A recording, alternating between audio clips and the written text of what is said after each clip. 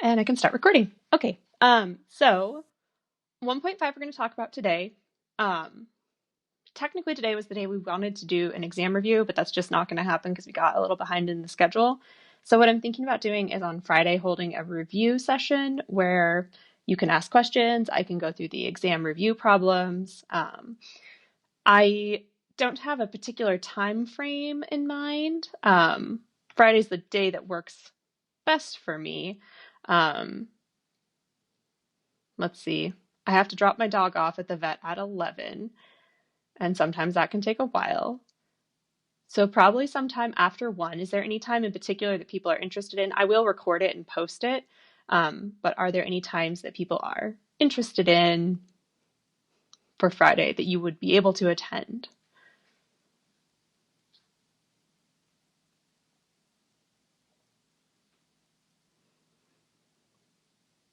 Come before 3, after 12.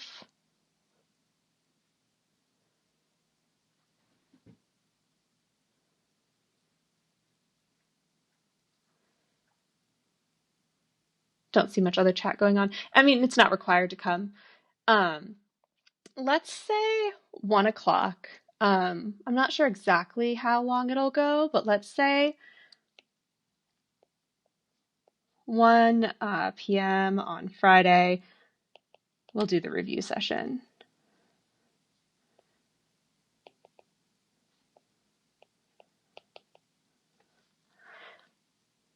All right, excellent. So we'll do it 1 p.m. on Friday, and I won't forget. Oh, I need to put a reminder somewhere for myself. I don't know where I could even put it where I'm going to remember. I will remember. 1 p.m. on Friday, review session. You know what? Why don't I text my husband, and that way he's responsible for this information and not me. Hold on real quick.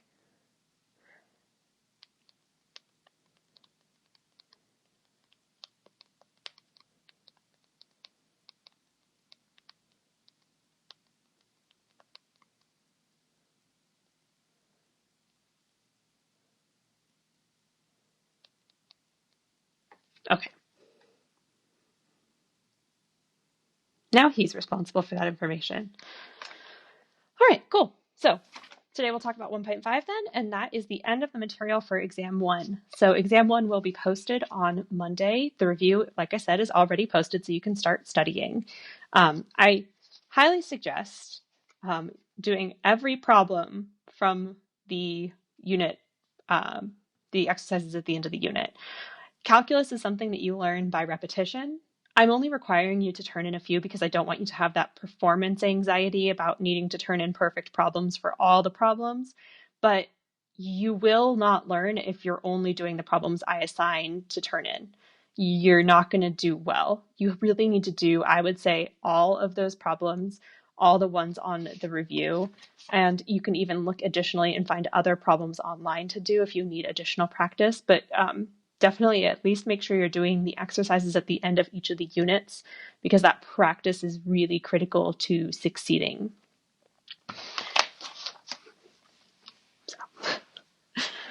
All right, let's talk about continuity.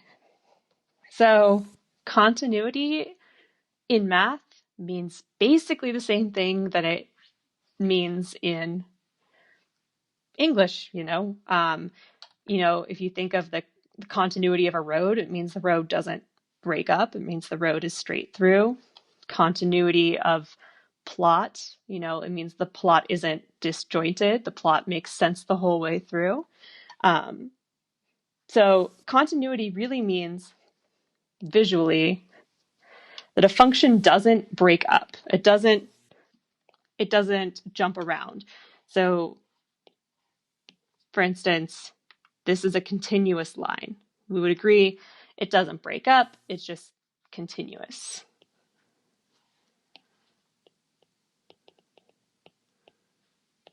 Whereas if I drew a different graph and I was like, bum, bum, bum, and then I stop here and then I start back down here, this would not be continuous. Because there's a break, there's a gap. I can't just follow it with my pencil the entire way.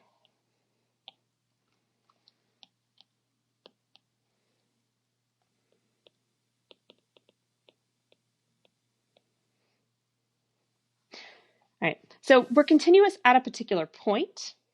So we're continuous at a point if a few conditions are met. So this entire graph that we're looking at right here, this whole thing we would say is continuous. We would say that this whole thing is not continuous, which I didn't even spell right. Continue.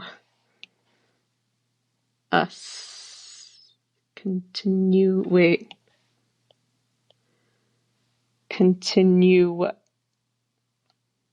Now that word doesn't look right. Okay, it is. Spelling. Oh gosh, there's wires everywhere. So we can't say that this entire thing is continuous. However, if we were talking about a particular point, like right here, and we just zoomed in, I can't zoom any further. If I just took this part right here and I just looked at this part right here of the graph, this place where this point is, right here, is continuous around it. So it's continuous at this point because it goes right through this point with no breaks, right? So you can be continuous at a point without the entire function being continuous. However, if I wanted to look at this point right here,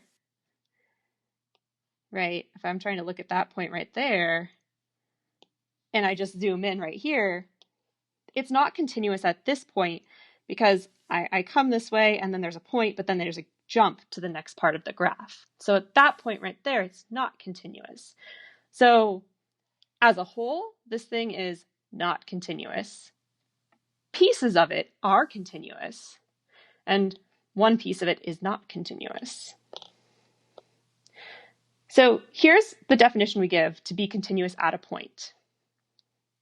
Let me grab that again. Let me do this. Just grab this piece, bring him up here.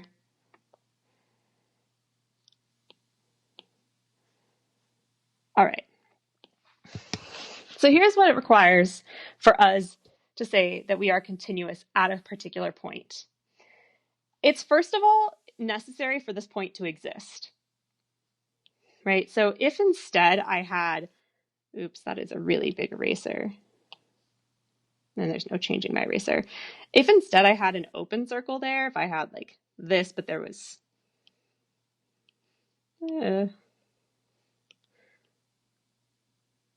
just an open circle there, this would not be continuous because that point doesn't exist.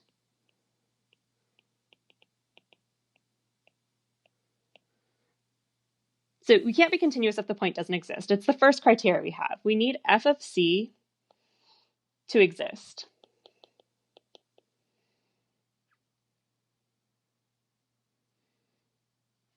Right. Then we're looking at this, and the other thing we think of, okay, if we don't want it to break up, it would be necessary then, would you hopefully agree, that this limit needs to exist, right? We need to make sure that the limit exists because if the limit doesn't exist, then each side is approaching something different. So we need the limit as x approaches c to exist.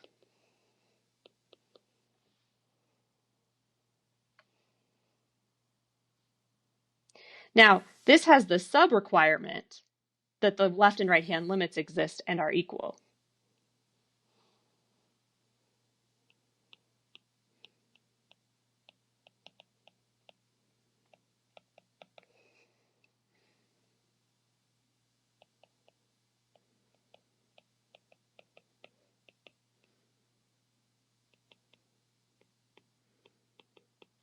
So this was our requirement for a limit to exist in the first place. So if we're saying that a limit exists, we're saying that the left and right-hand limits both exist and are equal to one another. And then finally, that the limit as x approaches c of f of x is equal to, well, let's think. I said that this is continuous and this is not continuous because this point doesn't exist. But would we all agree that I could totally have a point exist up here? Now the point exists at that x value. There is a point there, but this still isn't continuous because this point isn't in line. There's still a gap here, right? We still have a gap. So even if the point did exist, it has to fall in line. So it's not enough for it to just exist.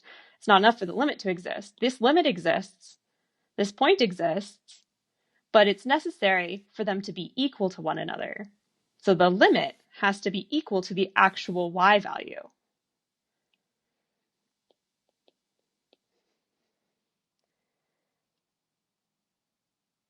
Now, believe it or not, this statement right here actually is everything. So I said that there's 3 requirements, but this one meets all 3 requirements. By saying this, you've implied that f of c exists, right? Because you're saying these 2 things are equal, so they can't be equal if they don't exist. So you're implying that this exists. You're also implying that this exists. So this statement really takes care of everything up here. This covers everything.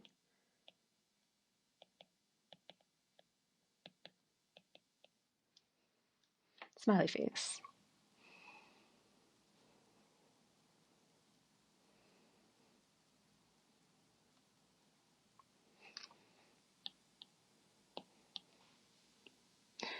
I'm going to white out. There's an a. It says x equals a down here, but this should say x equals c. So just kind of make this change in your notes because we're using c. So if a function is not continuous at an x value, we say that it's, this is going to surprise everyone, discontinuous.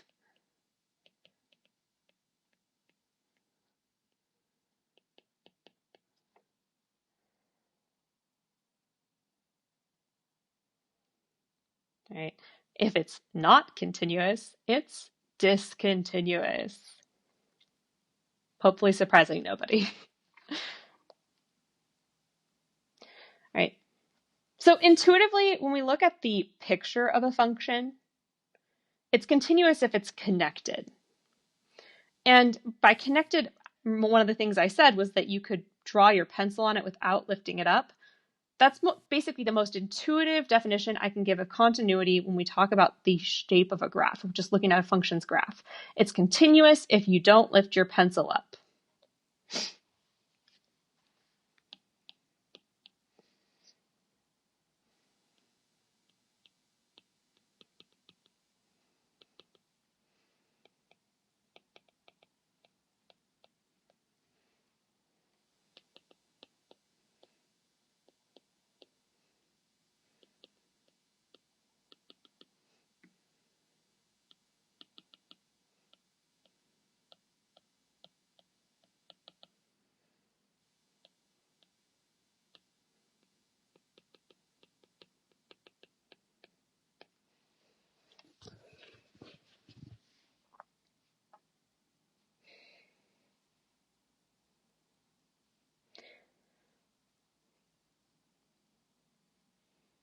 So there's a few types of discontinuities.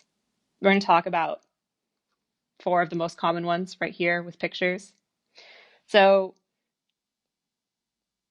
we have the x value c here, and it's kind of hard to tell because it's small, but there's an open circle here. I'm just going to make it a little bigger so you can really tell it's an open circle. This graph, and we'll start recording on here again because it stopped. So back to talking about discontinuities. Here we have a discontinuity. It's fine, right? This is all continuous here, but then right here, this is an open circle. So there's a gap. So we can't just trace through the graph here because there's an open circle here. And mathematically, the issue is that f of c does not exist.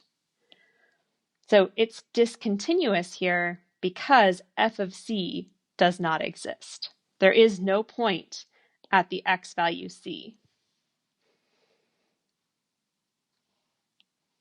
Over here, so this is a filled in circle. I'll just make it a little darker, and this is an open circle.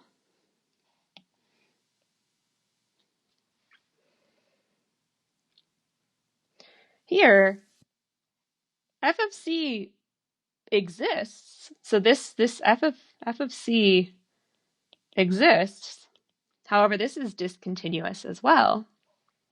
So like if I tried to trace it, I couldn't go, weird notifications. I couldn't continue without lifting my pencil up.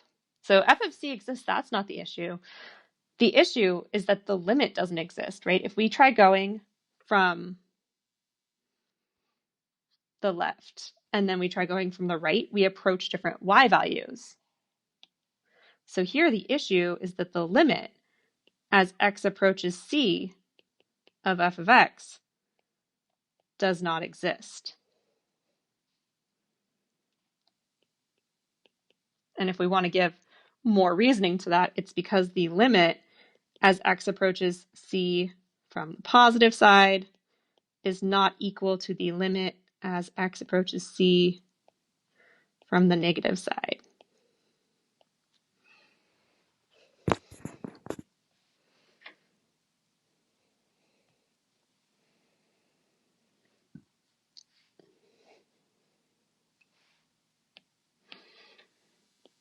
All right, once again, down here we have an open circle and then we have a closed circle, and this is kind of the one I was talking about above. So here, f of c does exist.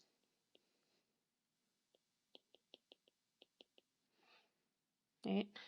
This is the x value c down here. So f of c exists. The limit even exists, right? If we approach from the left and from the right, that limit exists.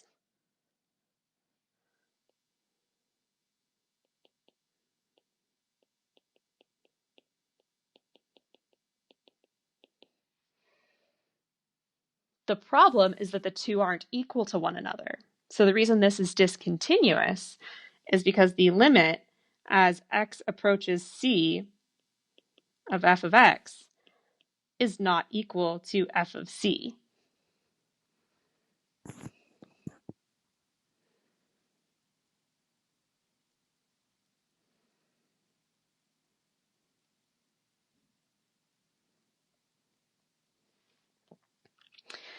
In this last one, we do have a point right here.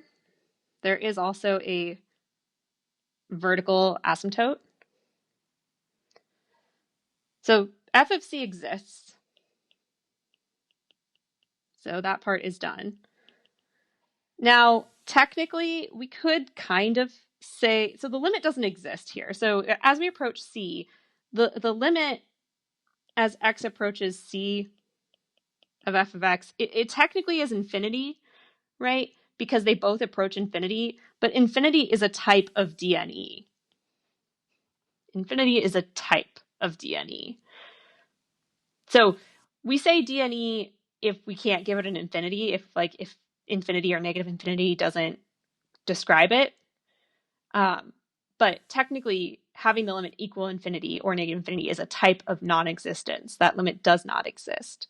So in this case here, we could say that the limit as x approaches c of f of x does not exist because in the context we're talking about this, it makes sense to say it doesn't exist.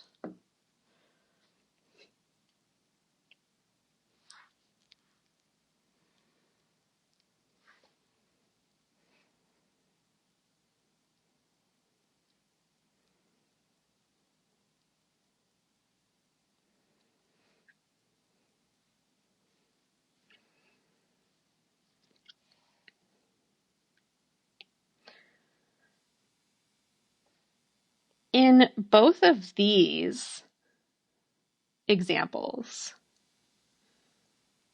where you have a graph that all of a sudden stops and then it just kind of picks back up again. Oh, so I'm a bit confused with the third so part C. Yeah, so in order for this to be continuous, this would have to be filled in, because it would have to be so that I could draw a straight line through it. But if we look at the graph, there's a circle here. It's an open circle. So there's a point right up here. This was where f of c was. Like if I erase right here, I just filled it in. So there's a point there. But it's not on the graph. It's not where the limit is. So the limit equals this value. We could call this, I don't know, we could call this 4. So we could say like the limit as x approaches c of f of x, we could say that that was 4. But then right here, f of c itself would be 5. So those two aren't equal, so it's not continuous because there's a jump right here. We can't trace the graph because we can't get to here without lifting our pencil up. Does that make a bit more sense? All right, good. No problem, no problem.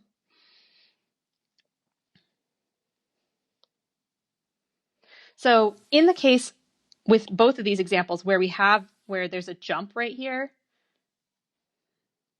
right? So it's fine, but there's just one piece that's been removed. Like it would be totally, you could fix the entire problem by just having that point filled in. If the entire problem can be solved that way, we call that a removable discontinuity.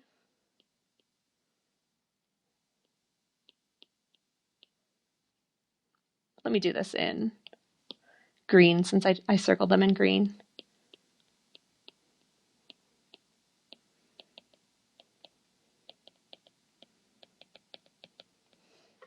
So those are removable discontinuities. This example here, where it's discontinuous because you continue and then it like jumps somewhere else.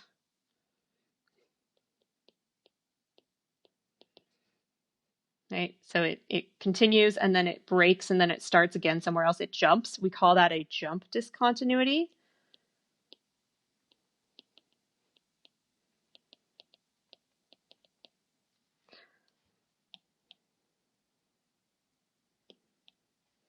And then in part D,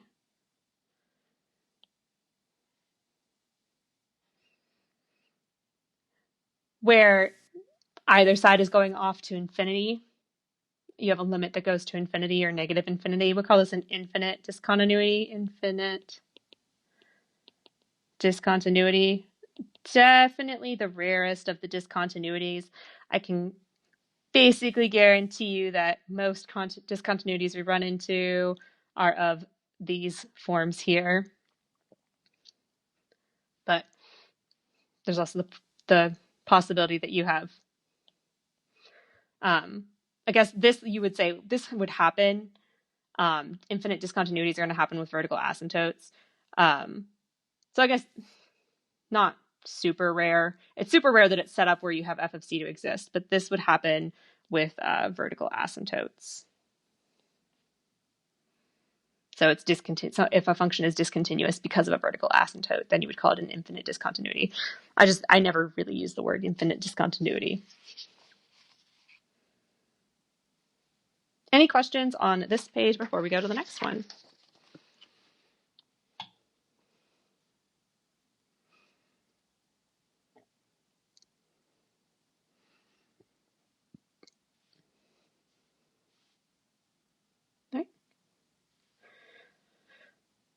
So looking at this next page, we have an example, and I want to point out, so it's like this graph continues like this.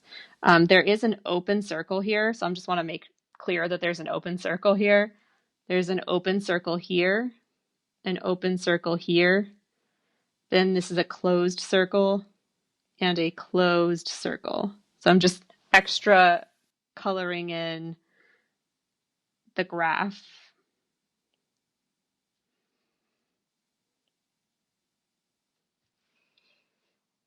And this is a closed circle up here too.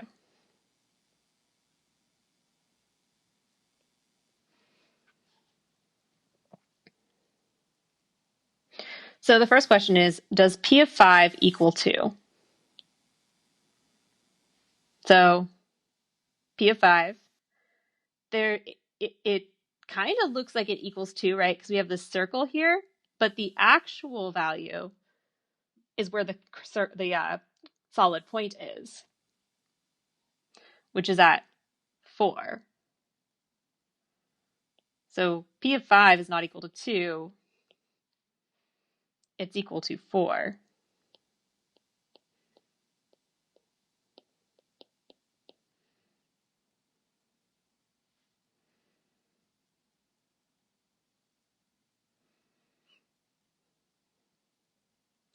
So now let's do a one-sided limit. So we have the limit as x approaches -4 from the negative side of this function. What is that limit going to be? Limit as x approaches -4 from the negative side.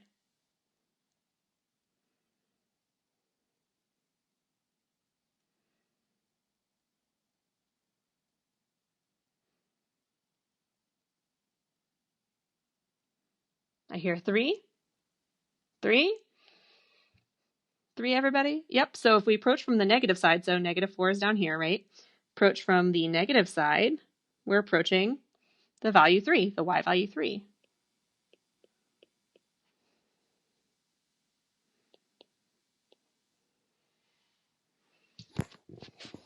Beautiful.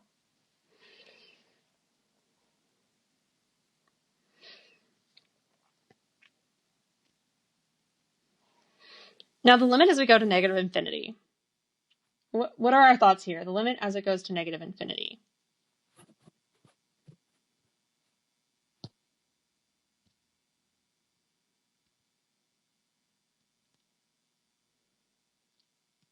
So D&E is not a wrong answer here, but it's not the most concise answer.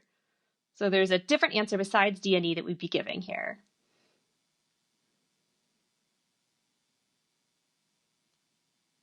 So I'm looking as it goes to negative infinity, so it looks like the graph does this.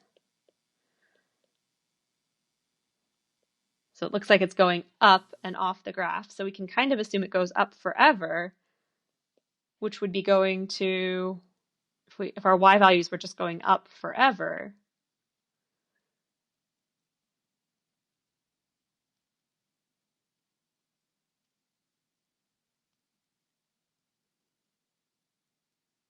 what would that limit be? I know someone knows. Infinity, there it is. Yeah. So these y values just go up forever, goes to positive infinity.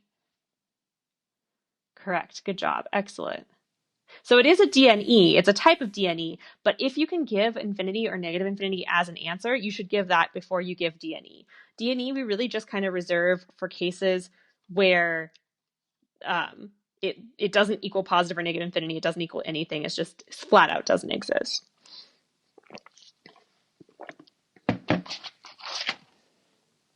All right, now my favorite question here, for which values of x is P discontinuous? You can almost guarantee you can see something like this on an exam.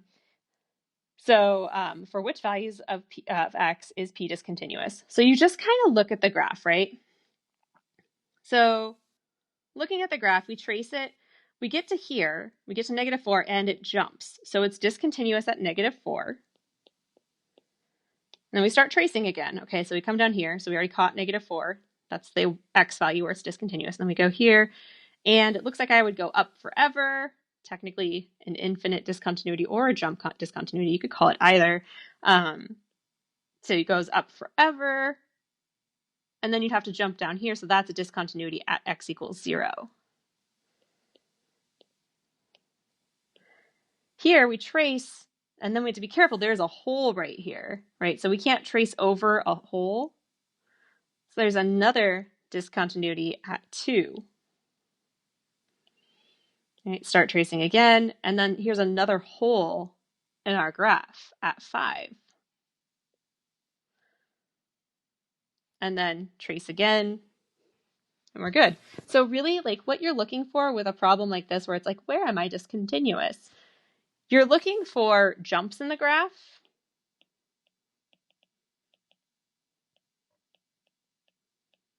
and holes in the graph.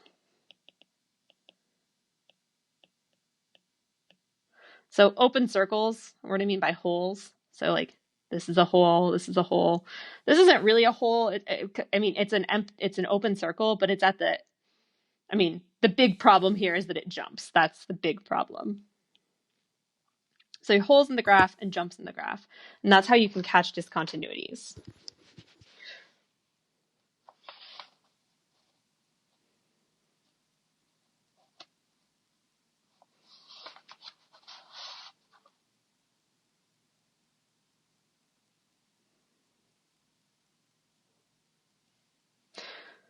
So any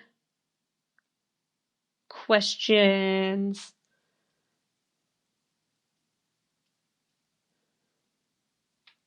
There. Concerns?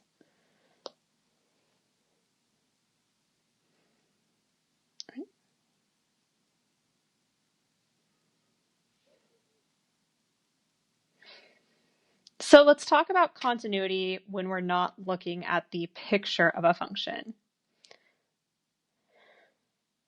So we can call a function continuous on an interval if it's continuous on that interval. So essentially what we can say, if I have a graph that looks like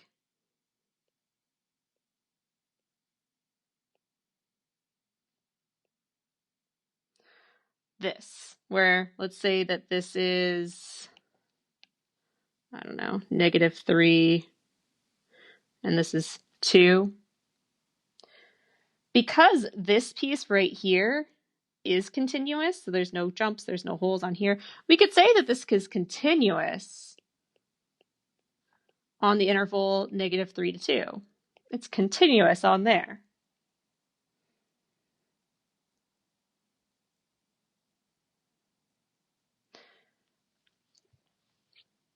But this graph in its entirety is not continuous.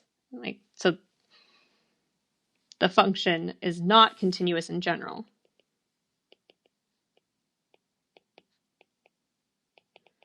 So in order for a function to be considered continuous, it has to be continuous everywhere. So that is, it has to be continuous from -infinity to +infinity. But a function that's not continuous everywhere can still be continuous at pieces. In general, functions are continuous on their domains. Basically all the functions we deal with. Now, polynomial functions, special case here, polynomial functions are continuous everywhere.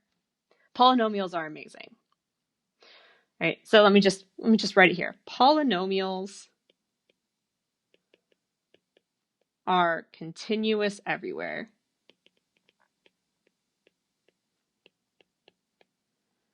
You're going to learn very quickly to love polynomial functions.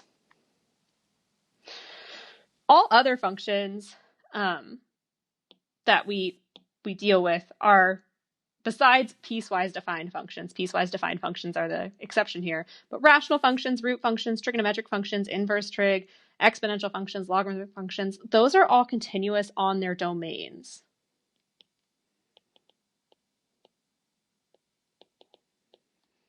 So as long as you can find the domain of those functions, they're continuous on those.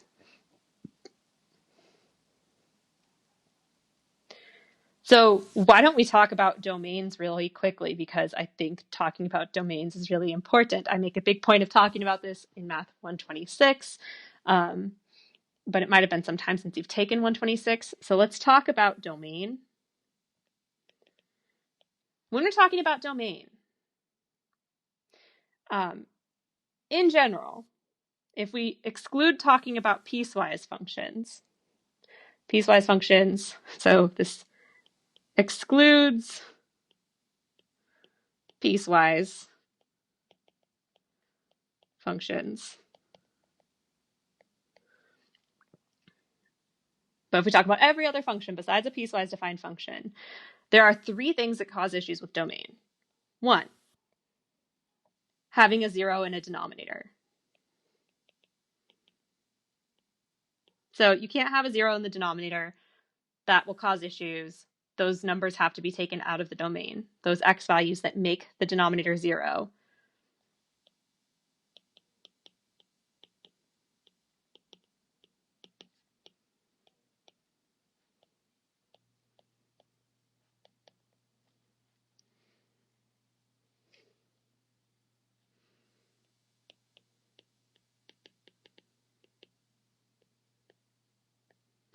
Are not in the domain. 2, negatives under even roots.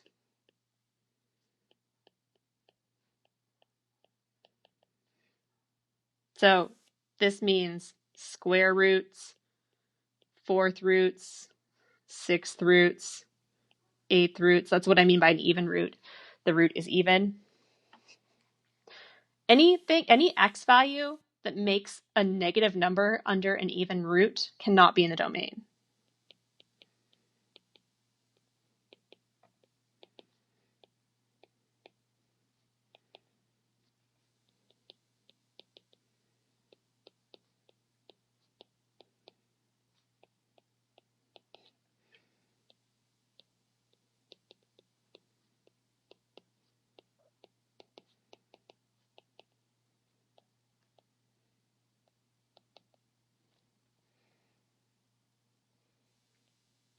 So for a long time in math, those are the 2 rules you learn.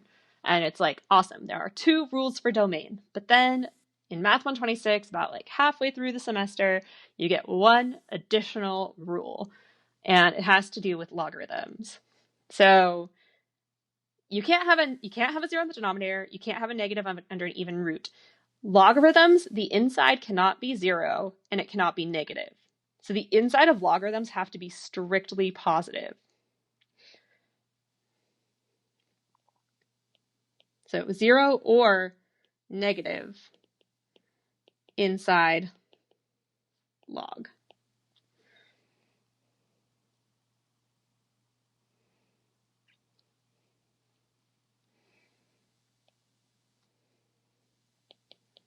So x values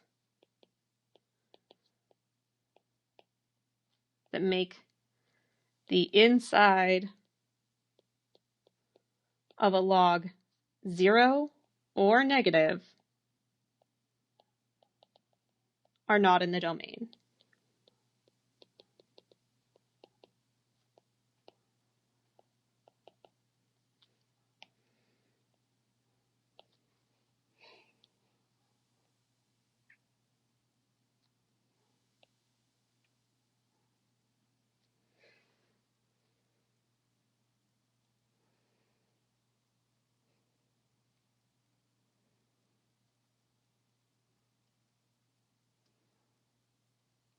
So this is really important to know when it comes to continuity, right? It's really important to know about domains when it comes to continuity because almost every function we deal with, excluding piecewise functions, is continuous as long as you're on the domain. So if I'm just looking at the algebraic representation of a function, if I'm just looking at the function notation and I want to know where this thing is continuous, as long as it's not a piecewise function, and we will talk about piecewise functions, look, see, it'll come up right after this. As long as we're not talking about a piecewise function, we can say just find the domain, and that will tell us the intervals which they are continuous. Right? One more time, I'll say it out loud. As long as you're not looking at a piecewise function, most functions are continuous on their domain. So finding the intervals of continuity is the same thing as finding the domain. So for instance, this right here, we're asked to find the intervals where the functions are continuous. This is a polynomial.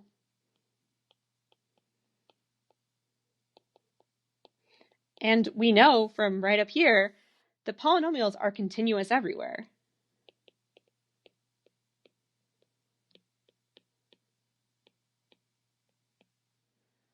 So from negative infinity to positive infinity, we're continuous.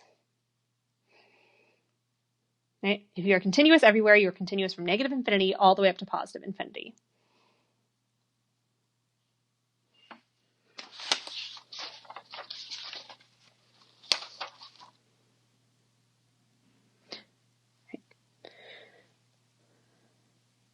For this next one, we are looking at a rational function. And with a rational function, so we ask ourselves the easiest thing to look for is these two first, the bottom two. So are there any radicals in here? Nope. Are there any logarithms in here? Nope. So then the only other thing is, are there places where the denominator could be 0? And yeah, there are. Right? So x squared minus 1 cannot be equal to 0. If I factor that,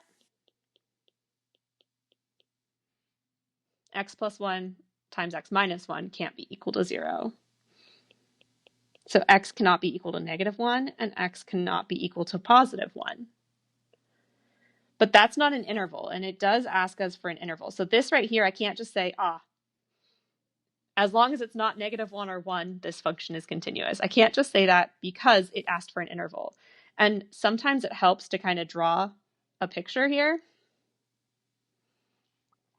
So every number except for -1 and 1 is going to be included. So there's like circles, open circles here and here when we're talking about the domain. All of this is included. All of these numbers are included. All of these numbers are included. Negative infinities down here, positive infinities up here. So the interval that we're continuous on, it starts at negative infinity.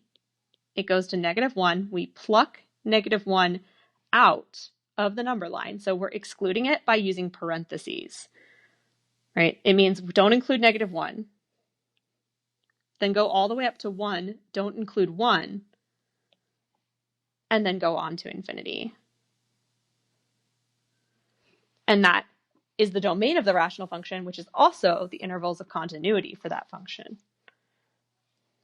So these guys right here are discontinuities.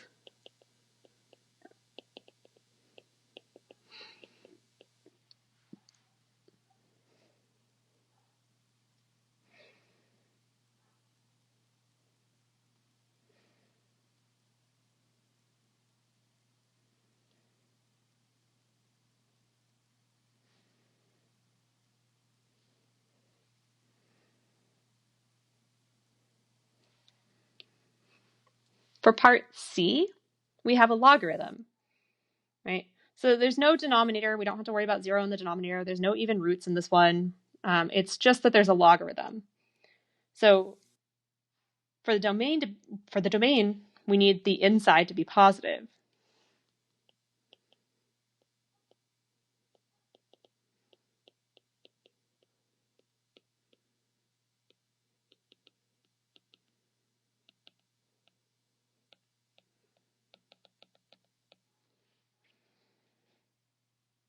So I'm going to take the inside, this part here, x squared minus 2x minus 8, and I'm going to set it strictly greater than 0. This is important. There's no underline here.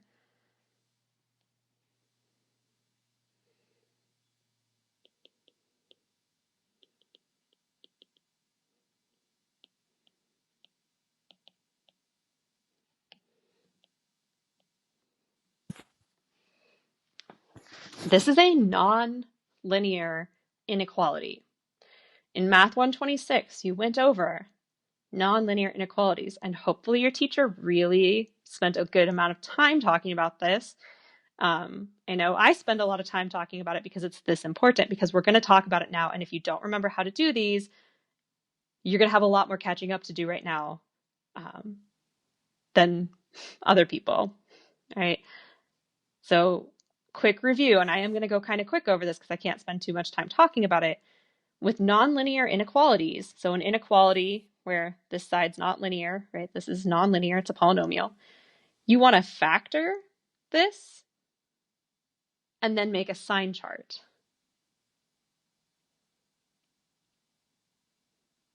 Oh, message in the chat. Totally fine. Good luck with your exam. And this will be posted later, hopefully today, if not tomorrow morning. So you'll have the rest of the lecture there. Right? So I'm going to factor this, and this factors into x minus 4 times x plus 2 greater than 0. So to do a sign chart, we have a sign chart like this. Now, I do my sign charts a little different than some professors. I think my way is better than everybody's way, so I'm just going to go over it. You find these zeros here, and you put them on your sign chart. And here's essentially what's happening, right? Without spending a ton of time. When you plug in any x value to this, you're going to get two numbers, right? If you plug in an x value, you get a number here and a number here. Depending on the signs of those numbers, you either get a positive number or a negative number. If this one's negative and this one's negative, then you get a positive, and a positive is greater than 0. If this one's negative and this one's positive, you get a positive number, or a negative number. A negative times a positive would give us a negative, and a negative is not greater than 0.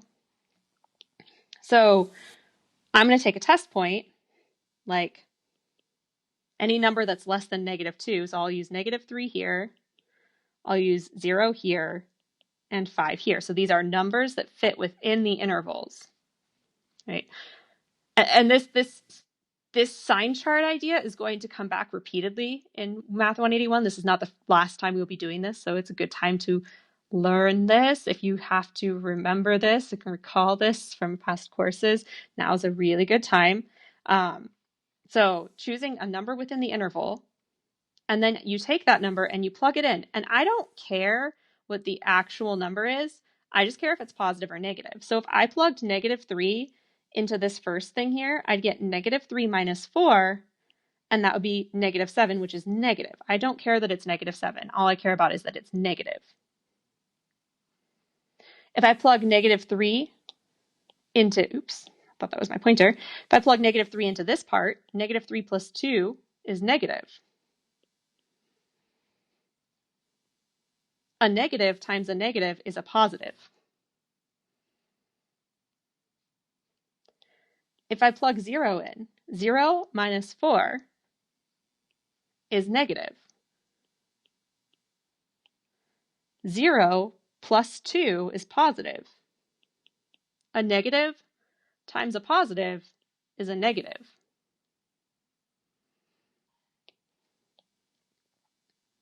Plugging in 5, 5 minus 4 is positive.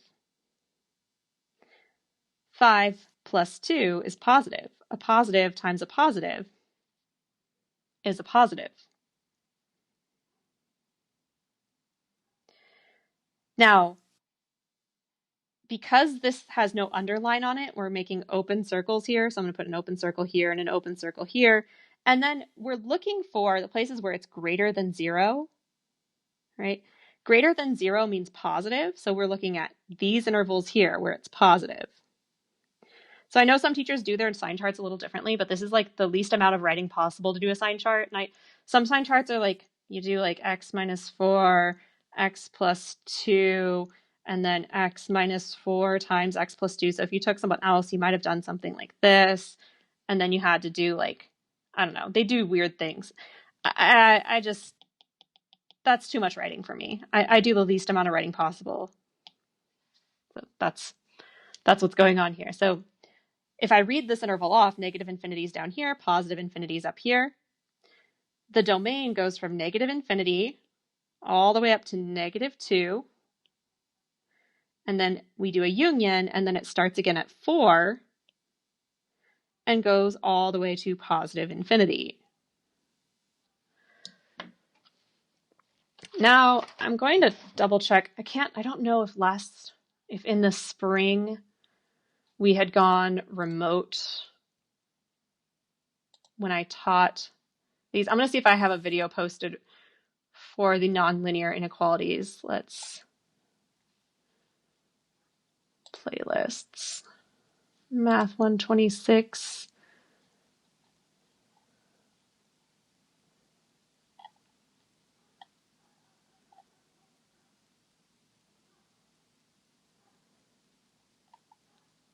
I guess we had already, unfortunate, we had already gone, we weren't remote yet by the time we taught nonlinear. So I don't think I have a video on nonlinear inequalities.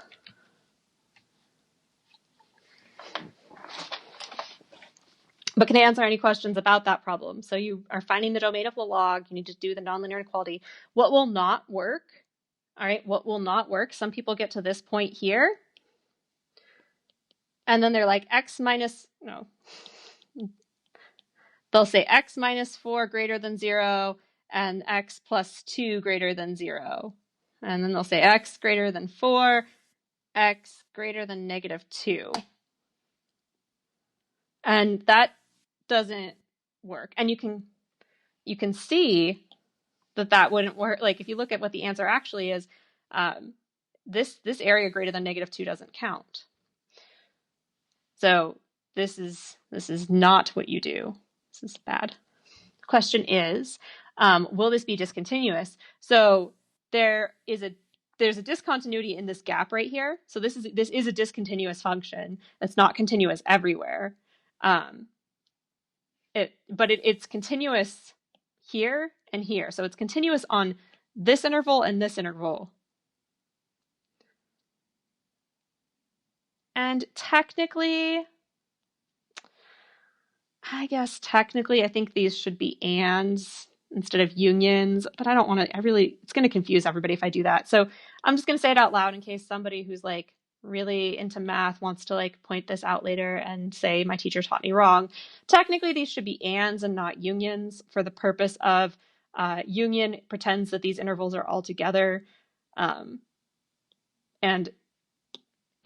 doesn't, but listen, just do unions, okay? I'm just going to point it out so that nobody can say I didn't point it out, but just do unions. Just it's fine. It's fine. So yeah, this is discontinuous, but it's continuous on these two intervals. Other questions?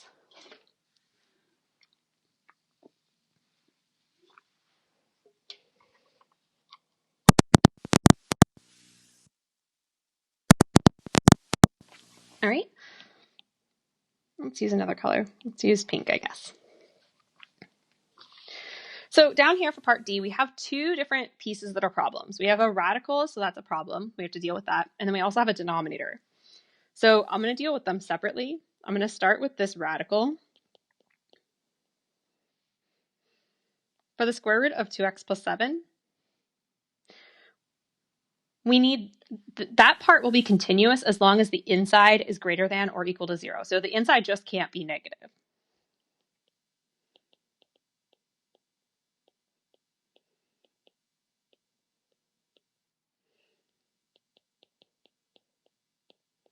So it's okay for it to be equal to 0, unlike the logarithms. The logarithms, you can't be equal to 0 on the inside, but square roots, you can be equal to 0 on the inside.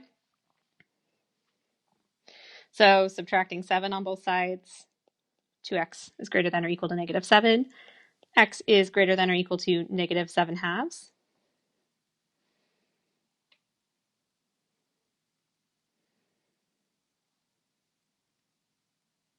So we have that piece. But we need, in order to find the domain of this entire function, we need to find all places that are problems. So basically, at most, our function can be continuous for all numbers greater than negative 7 halves, but we have to deal with this guy as well. So for the 7 over x minus 5, he is continuous as long as his denominator doesn't equal 0.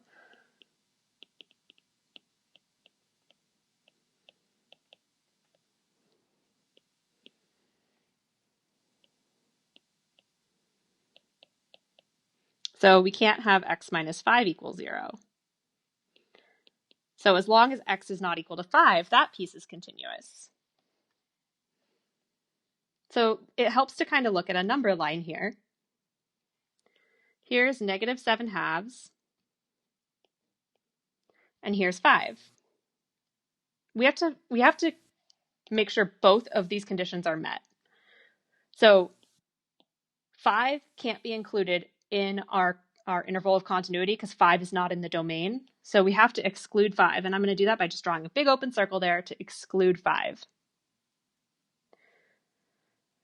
Now I go to my other requirement, which is that x is greater than or equal to -7/2. So we can include -7/2 because it says or equal to, and then everything greater than it. So we go up to here, we stop for 5, because even though 5 is greater than -7/2, 5 is excluded because of this condition. So we exclude it, and then we go on forever to positive infinity. So our interval for the domain, which is also the interval of continuity, we go from -7/2 to 5. We exclude 5. And then we go from 5 to infinity. And that is our interval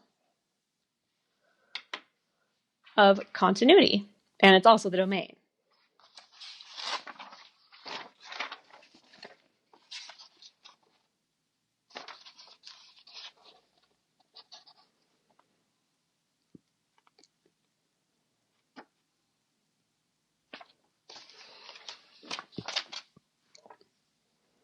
So once again, to recap this entire page, for many functions, if you're looking at them in their function notation, you're using the same rules that you used before to find domain to find the intervals of continuity, right? So as long as you've met these conditions, you're good.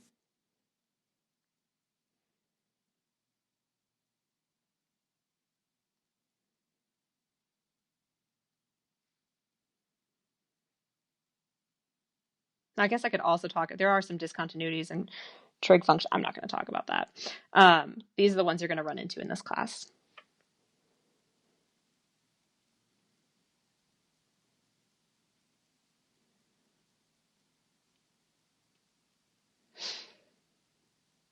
So let's actually talk about piecewise functions, because piecewise functions have other issues.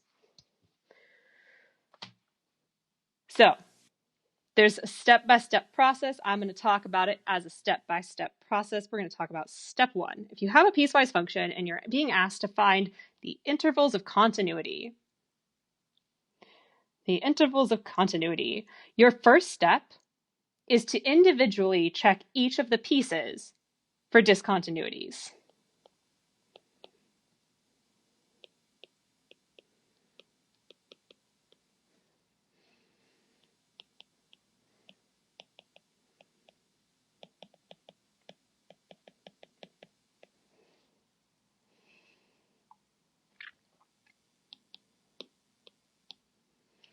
So I'm going to look at the first piece. 10 over x plus 1 times x minus 2.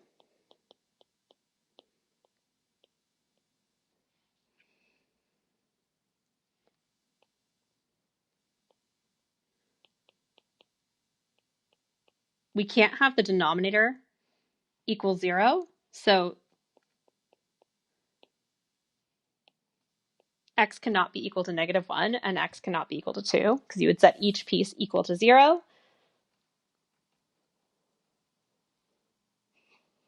So it's discontinuous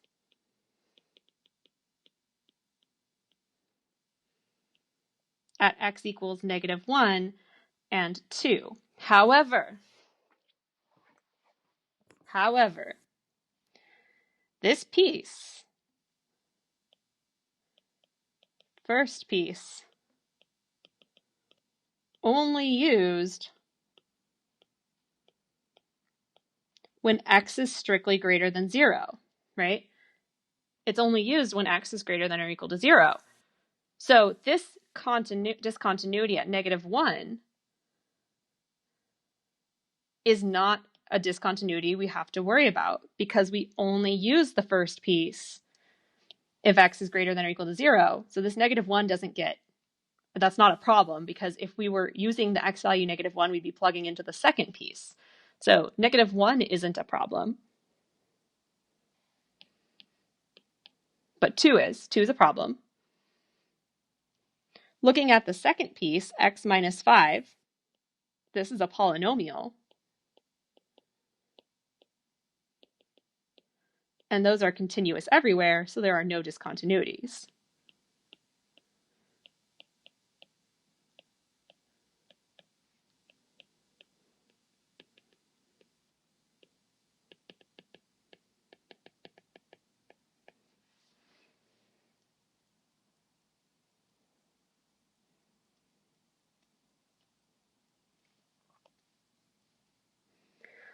So that's the first part of checking for, we're looking for, so essentially finding intervals of continuity is the same problem as finding discontinuities. Essentially, to find continuity, you find the discontinuities, and then you use it to construct the intervals of continuity.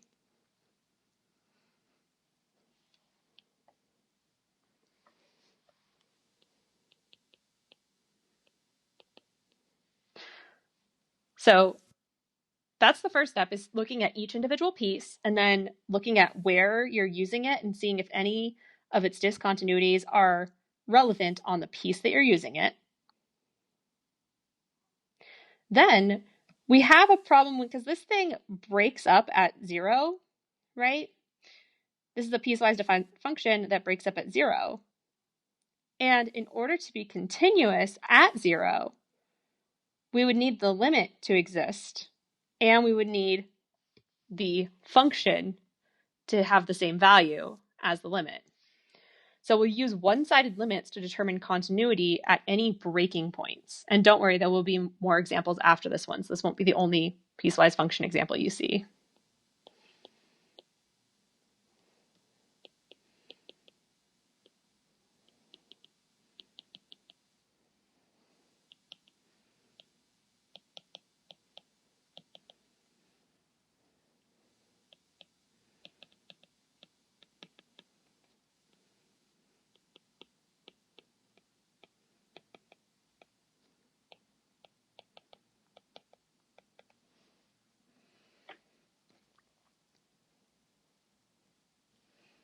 So once again, in this problem, we only break up at 0. That's the only place that we break.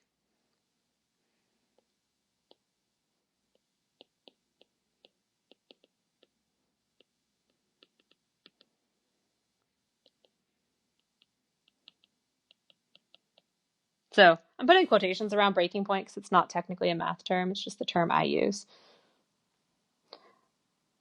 So we have to look at 0. We have to do the left and right hand limits at 0. So we need the limit as x approaches 0 from the negative side of this function. And if we're doing the limit from the negative side of 0, we're using this bottom piece because x is less than 0 for this piece here. So we're looking at x minus 5. And that's just a polynomial, so we can plug 0 in. So 0 minus 5 is -5. Now we'll check from the upper part. So the limit as x approaches 0 from the positive side, from the right side. So we're using this piece when we're greater than 0. So I'm plugging in to 10 over x plus 1 times x minus 2. So I can plug 0 into this and see if we have any issues. 0 plus 1 is 1. 0 minus 2 is -2. So I get 10 over -2, which is -5. So not only are there no issues, we just plugged it in, we got an answer. The left and the right hand limits are equal, which means that the limit as x approaches 0 of this function f of x is equal to -5.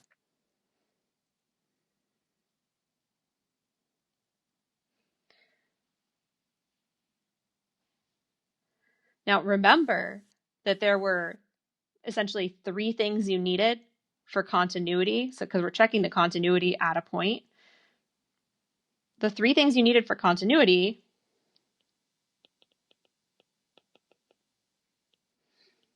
you needed f of c to exist, the limit as x approaches c to exist, and then you needed the limit as x approaches c of f of x to be equal to f of c. So at this point in time, we have done this. We have said, yes, the limit as x approaches c of f of x exists. We need to check for f of c. In our case, c is 0. So now we need to check f of 0. That's what happens when you actually plug 0 into the function.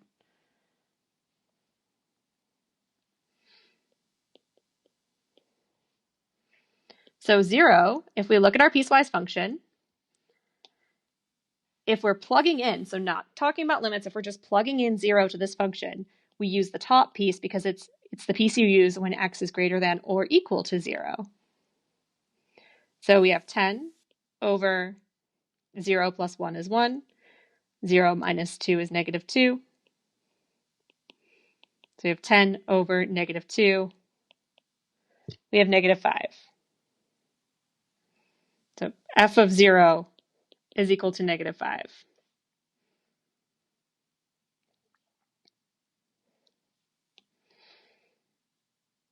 What that gives us,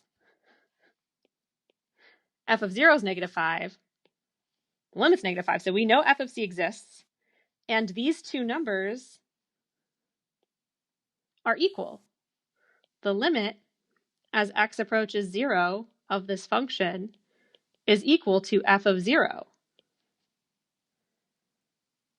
The conclusion we can gather from that is that we're continuous at 0.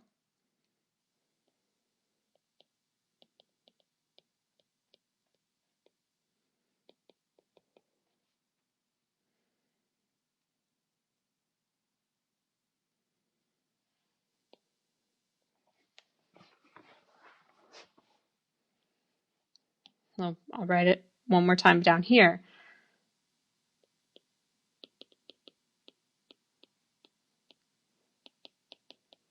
So we have to check this, right? One more time, we have to check this because if you're not continuous at 0, then you're discontinuous at 0. So if these numbers didn't come out to be the same, then we'd have an issue and we wouldn't be continuous there, and we'd need to take it out of our intervals of continuity.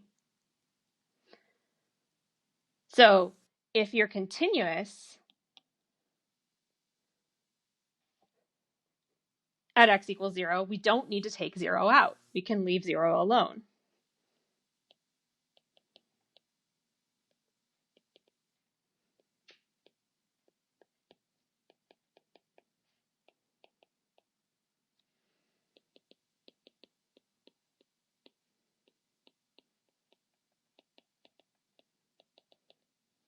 The only number so far that's actually an issue is the number 2.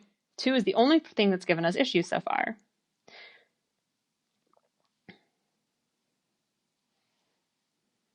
The final step is to just put it all together. You take everything from step 1 and everything from step 2, and you put it together and form your interval of continuity.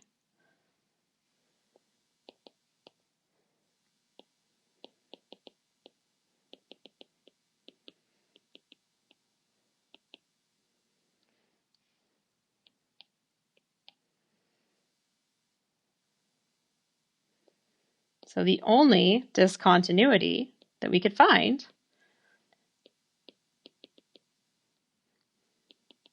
is at x equals 2. We found that in step 1.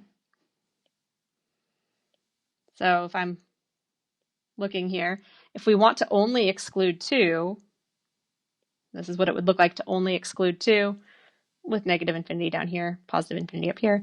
The way the interval would look is negative infinity to 2, union,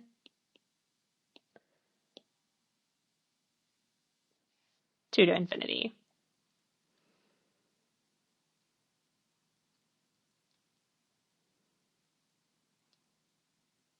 because you're just plucking 2 out of the number line.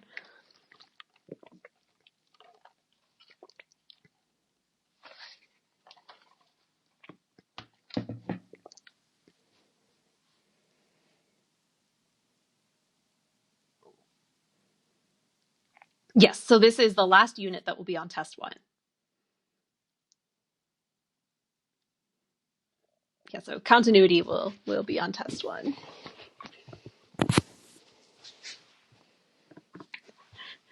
Other questions?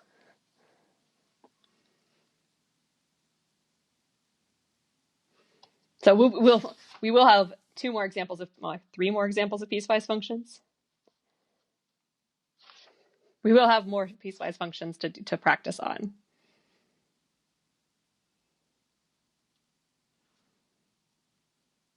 So I'll move to the next one.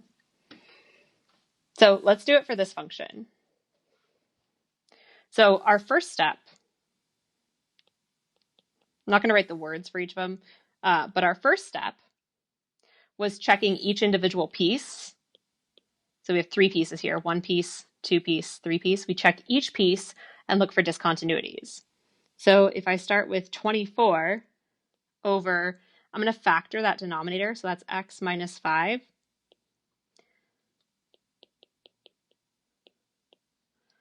Times x plus 3.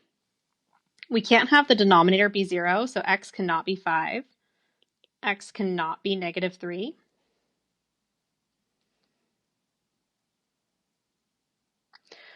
Are both of these problems?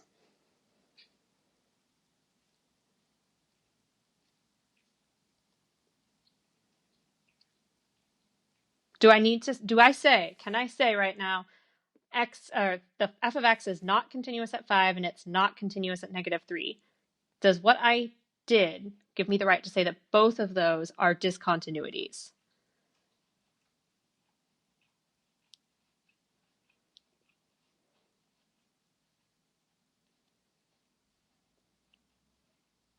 Just 5. Wait, not just 5. Other way. So what I'll make a note of the notes, I know, me too. Just negative 3. Just negative 3 is right. I'll point this out. This is it's my husband's notes. They are beautiful notes. However, what I will say is that he flip-flops which one comes first and second. So like sometimes and he does it on purpose because he thinks that like you really should be reading, and I understand that point.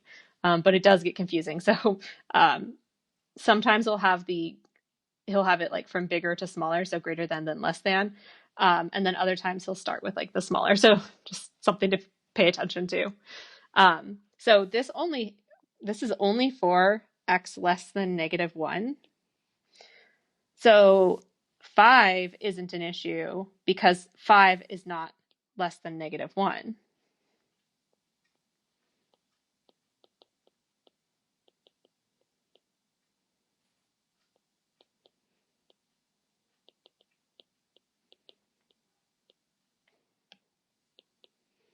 So the only thing we have to worry about is negative 3. And as a note, this problem here is only having us look for the x values where the function is discontinuous. So the previous problem said find the intervals of continuity. So that's why our final answer was an interval.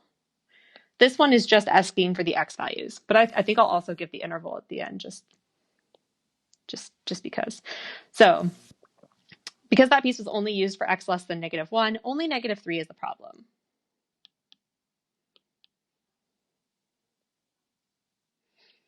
Looking at the next piece is just 2. 2 is technically a polynomial. Very boring polynomial, but it is a polynomial and therefore continuous everywhere.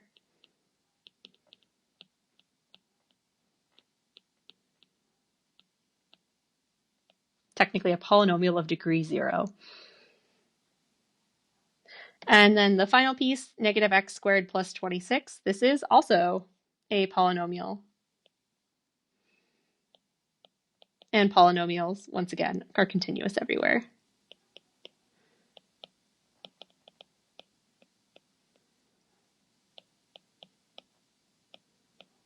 So the only issue for step 1, if we just look at the individual pieces, the only issue there is -3.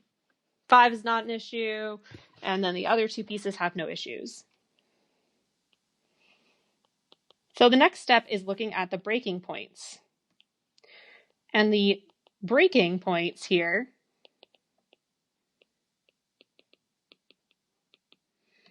are the places where it breaks up. So it breaks up at -1, right? And at 4. -1 and 4. I wonder if I have a highlighter. One of these -1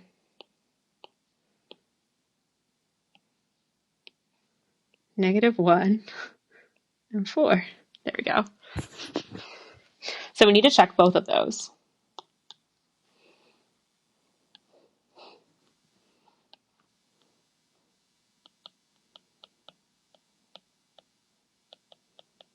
We need to check the limits, and then we need to check, so we have to check for continuity at -1 and 4. Check for continuity at x equals -1 and x equals 4. So those 3 things we're looking for are 1, that f of c exists, 2, that the limit as x approaches c of f of x exists, and then finally, that the limit as x approaches c of f of x is equal to f of c. The easiest thing to start with, so like oftentimes this part is not a problem. So like if we look, like as long as -1 is included, so like -1 is included here, you can plug -1 into 2, that's fine. There's nowhere to plug it in, it just the answer's 2. Here, you can plug 4 into that, no problem. This one's not a problem. It tends to be this part and this part here, the part 2 and 3, that are actually the problems. So we're going to start with -1, and we're going to find the left and right hand limits.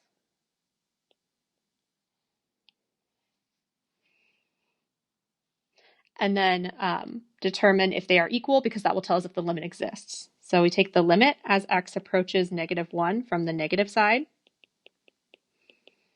So we're using this first piece here because we're coming from the negative side of -1. So we have the limit as x approaches -1 from the negative side of x squared minus 2x minus 15 with 24 on top. Sorry, I like to do the denominator first if it's so I can like perfectly center my numerator if the numerator is small. Plugging in -1 here, so we have 24 over -1 squared minus 2 times -1 minus 15. Because remember, with rational functions and limits, you can just plug it in, and then if it doesn't work, then you can use a trick.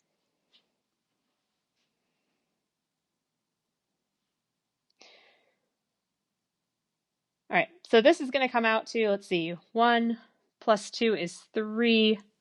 3 minus 15 is -12. This is going to come out to -2.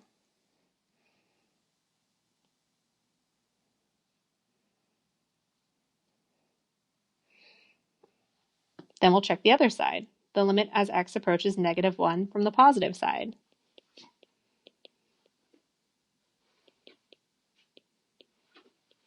So if we're approaching -1 from the positive side, are we using top, middle, or bottom?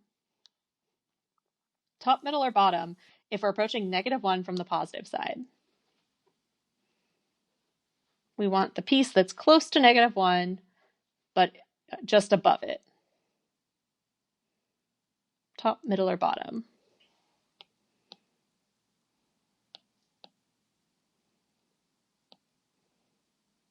I hear middle. Yep, middle would be right. So like right above -1 would be right here. So we're using 2, which is just a constant, and the limit of a constant is just the constant itself. Now what we're looking at, well, the left and right hand limits are not equal. The limit as x approaches -1 from the positive side is not equal to the limit as x approaches -1 from the negative side. What does that tell me? What overall would it tell me if the left and the right hand limits are not equal? That means what?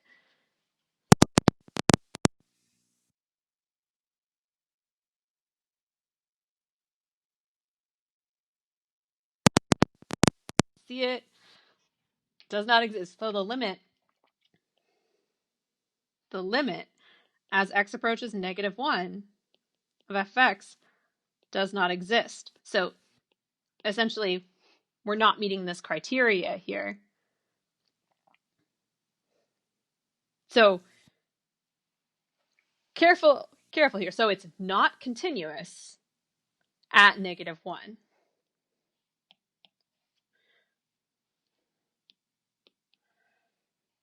If you're not continuous at x equals -1, that means you are discontinuous at -1. Because we are looking for the points where we are discontinuous. So I'm going to circle the problem values. So if you're keeping track of the problem values, we have -3 and we have -1. These are problem values. These are discontinuities. So totally right. It is not continuous. It's kind of hard to remember, right? So like we're not continuous, which means we're discontinuous, and we are looking for discontinuities. Whereas in our previous slide, what ended up happening is we were continuous, so we basically ignored 0 altogether and said we can move on with our day. Whereas if you end up with a discontinuity, then you can't just ignore 0 and go on with your day, or you can't just ignore -1 and go on with your day. Now we're saying, okay, -1's an issue. Let's make sure we take that one out. And now we'll try 4.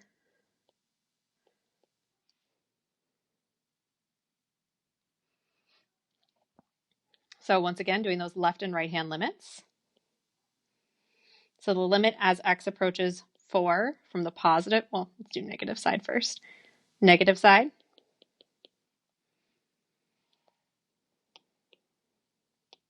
So if you're just slightly less than 4, from the negative side of 4, slightly less than 4, you're using 2. So this is the limit as x approaches 4 from the negative side of 2. And once again, the limit of a constant is just the constant itself. Doing it from the upper side, if we're greater than 4, just slightly greater than 4, we're using the bottom piece, -x² plus 26.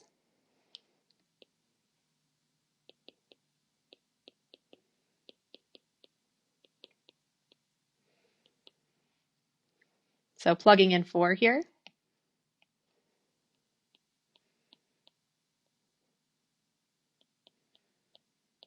So this is -16 plus 26, which is 10.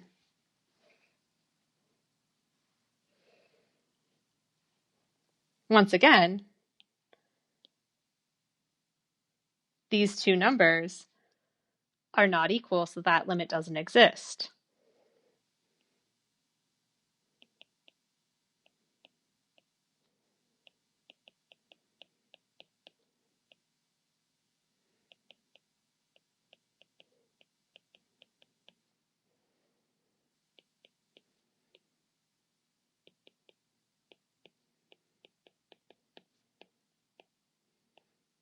Which means for both of these numbers, they fail this middle one. And because they fail that middle one, both of those are discontinuities because they're not continuous. So we are discontinuous at x equals 4.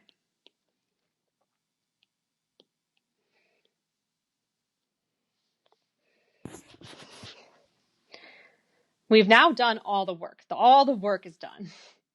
We just have to put it together. The answer itself just wants the x values, but I am going to do the intervals too. So step 3, putting it all together.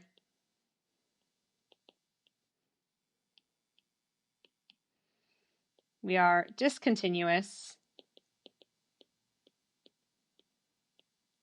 at x equals, our very first one was -3. Our next one was -1. Our next one was 4. So technically this is our answer because all it asked for was the x values. So we could say these are the x values we are discontinuous at. I am going to do the intervals of continuity as well, but this is what we are discontinuous at.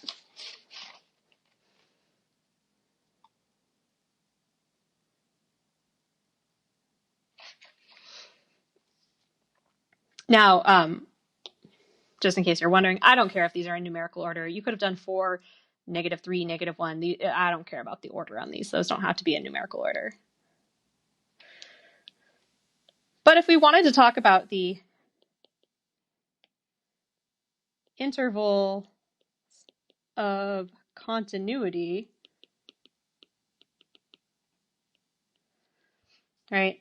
So the problem areas, -3 is a problem, -1 is a problem, and then 4 is a problem. Those are the only areas where this function is discontinuous.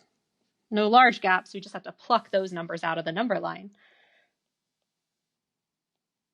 So the interval that we are continuous on is -∞ to -3, then we take -3 out, and we go all the way up to -1, and then we take -1 out. Then we go to 4, and we take 4 out, and then we go from 4 to infinity.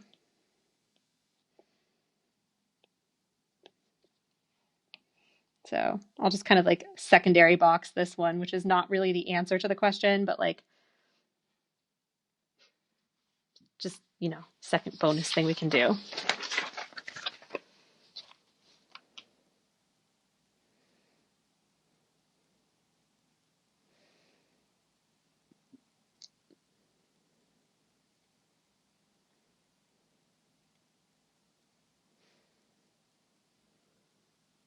So that is the full work of a problem. Once again, recapping, first you check each piece, double checking if you find a discontinuity, double checking that it's actually an issue on the area where you're looking. Then you check these breaking points. So wherever it breaks up in here, you check the limits. So you check the left hand and the right hand limits and see if they're equal. And then if you find out that they were equal, if we found out that one of these was equal, then you would go to the part where you check f of c and make sure that f of c is equal to the limit. If those things are all true, if you hit all these criteria, then it's not a discontinuity. So you wouldn't include it. So if we did everything and we got that the limit existed and the limit equaled f of c, then we just wouldn't use this when we talk about the discontinuities.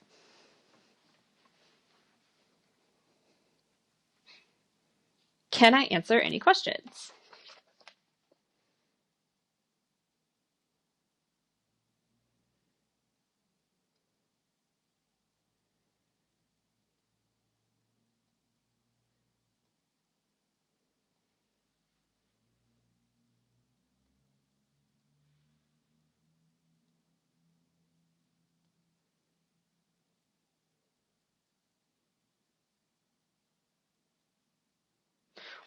So when the limits don't exist, if you're taking the limit at like a breaking point and it doesn't exist, then it's discontinuous there.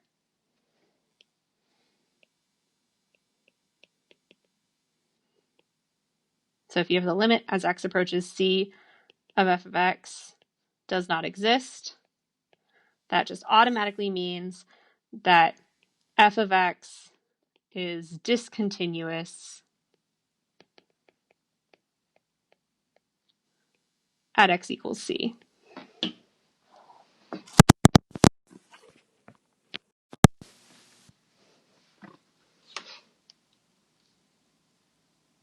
Does that make sense there?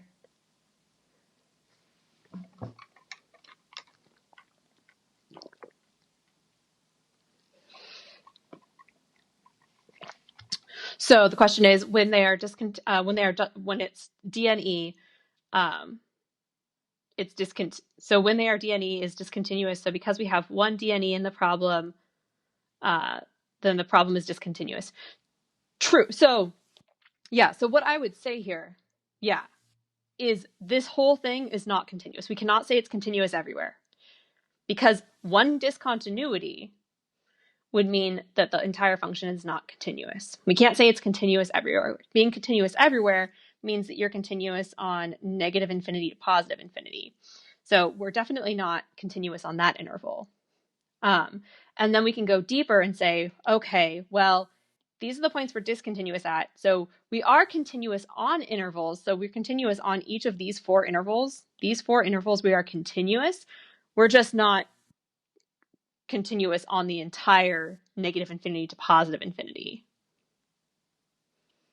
So typically with these problems, I don't ask the question, like, is the function continuous? Typically, the question ends up being like, either find the x values of where it's discontinuous or find the intervals where it's continuous. So just because the entire thing isn't continuous doesn't mean that there aren't portions of it that are continuous. There are four portions of it that are continuous. There's only 3 points where it's actually discontinuous. Does that make sense?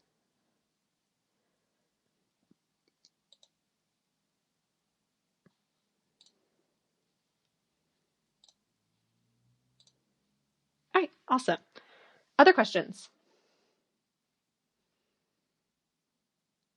We're going to do another one, because these ones that deserve doing.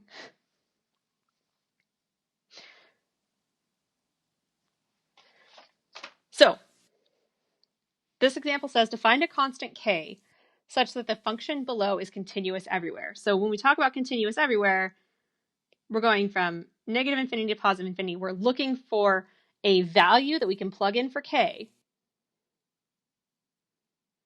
to make it so it's continuous everywhere. Now, here's something you might remember, like how the function e to the x looks. E to the x is a continuous function everywhere.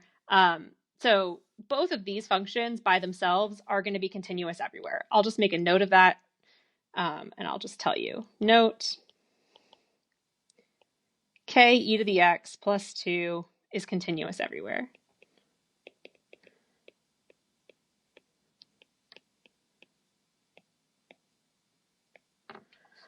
So for step 1, both pieces, there's no issues, there's no discontinuities in either of these pieces we have to worry about. So for the step 1, like, there's nothing to worry about. It's step 2 that we're going to have to do some manipulation.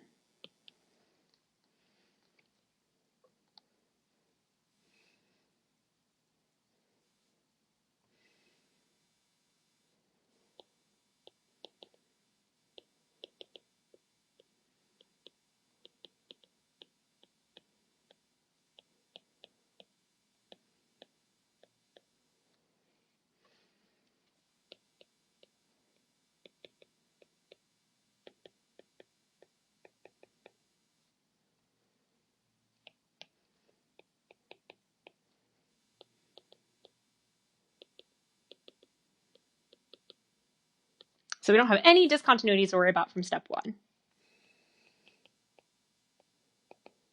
Step 2 is checking the breaking points. And there is only one breaking point, right? It just breaks up at 1.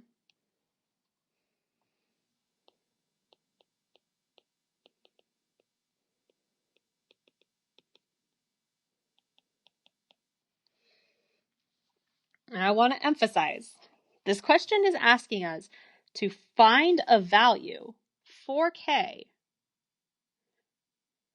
that makes it so that there are no discontinuities. Being continuous everywhere means no discontinuities.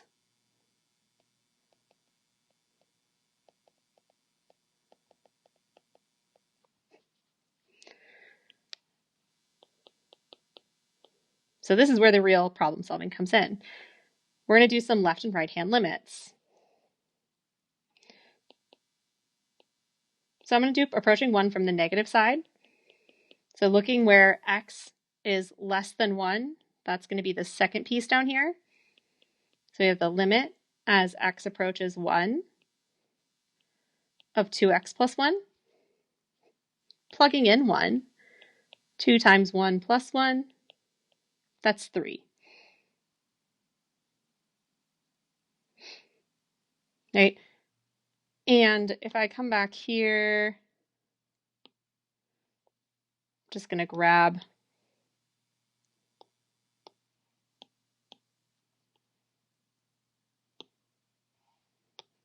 how nice is it to have an iPad?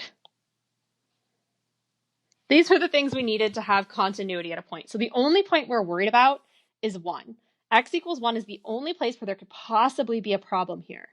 So we need to make sure that this limit exists and that it's equal to f of c. Typically, this isn't going to be the hard part here. The hard part is making sure that this limit exists. So if we look and we do the limit as x approaches 1 from the positive side, so that means we're using this top piece here.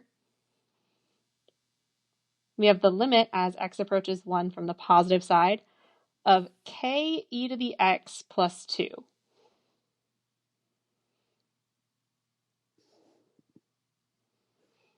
All right.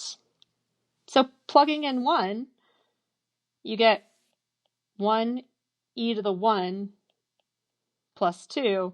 Sorry, not 1. Can I just point out what I did right there? Because I feel like it's important to point out what I did wrong right there. Because anyone could have done that. What I just did, I went to go plug in 1, and I treated k as if it were an x, and I plugged in 1 for k. So just so we know, k is not x. I can only plug in 1 where I see an x, right? Easy to do, especially since k's and x's look similar, since my k's look like bad x's sometimes. But you're only plugging in 1 for x. So the k stays here because we're not plugging in for k. And then e to the 1 is just e, so I'll just write e. ke plus 2. Back to the problem itself, it says to find a constant k such that there's no discontinuities. And we're looking to make this criteria met. In order for this limit to exist, these two things must be equal.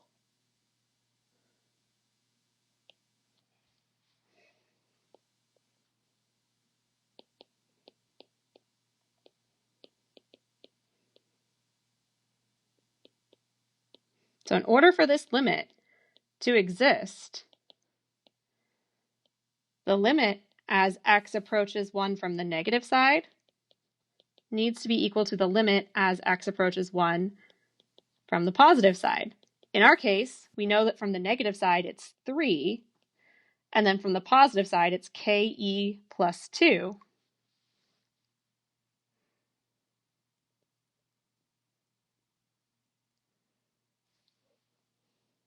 So we're going to solve for k.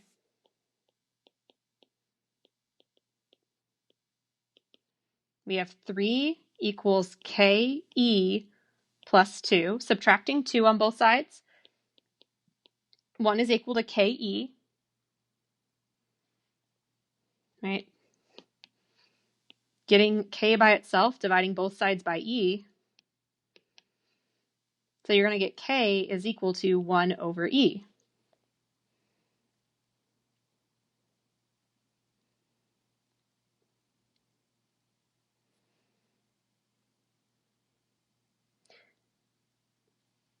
We should double check what just happened here. So if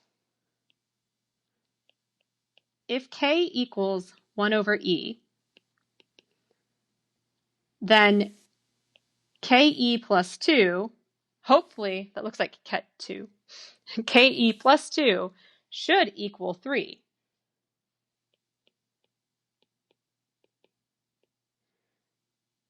So plugging in for k, we put 1 over e times e plus 2. These e's cancel, we get 1 plus 2, which is 3.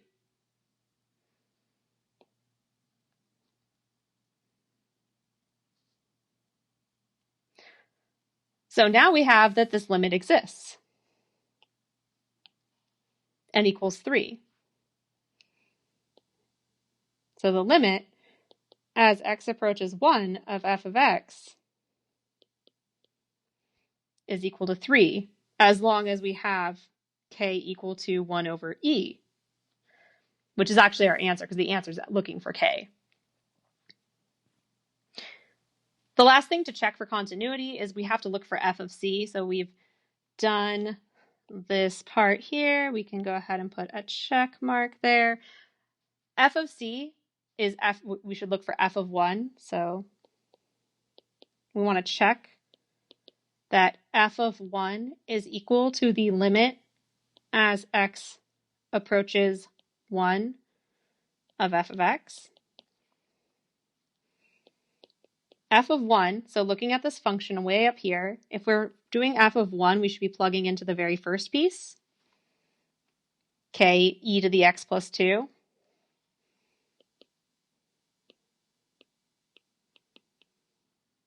But remember, k is 1 over e. So we have 1 over e times e plus 2. 1 plus 2 is 3. So f of 1 equals 3.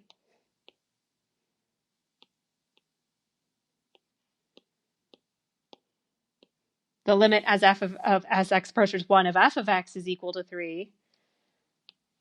And together, we can say f of 1 is equal to the limit as x approaches 1 of f of x, which means continuous at x equals 1.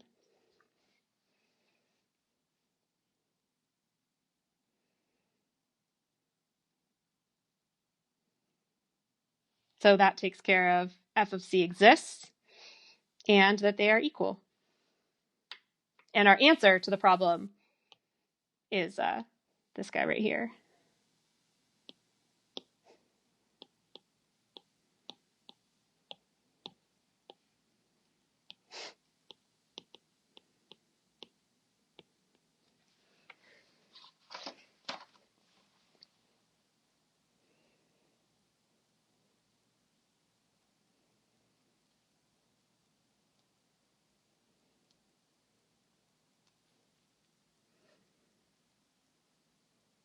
So looking for those discontinuities and then finding the value. Can I answer questions on this one?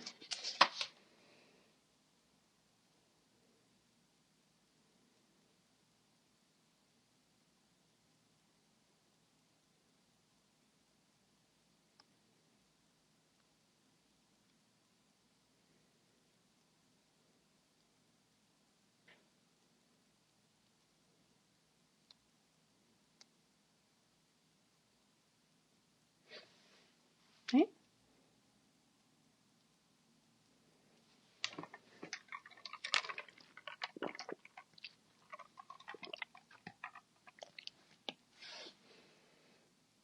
Okay. This is the last page of this section. So I guess like we have 3 minutes left.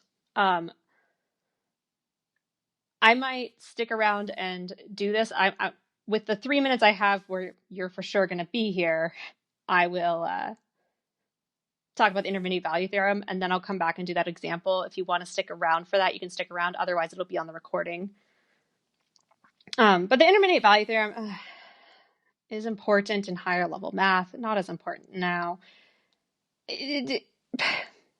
Here's what the intermediate value theorem says. Because looking at the math of it is if I read the math to you, the intermediate value theorem, suppose that f is continuous on the closed interval a to b, and without loss of generality, that f of a is less than f of b. If k is any real number such that f of a is less than k is less than f of b, then there exists at least one value c in the closed interval a to b such that f of c is equal to k. Okay. All right. That's kind of all gibberishy, right? Let me just draw a picture because the picture will make a lot more sense. And I promise that this is just going to be a common sense thing.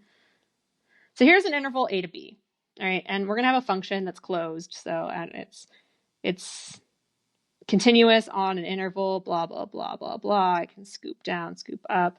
There you go. It's continuous on its interval. Cool. So we've done this part, continuous on the interval.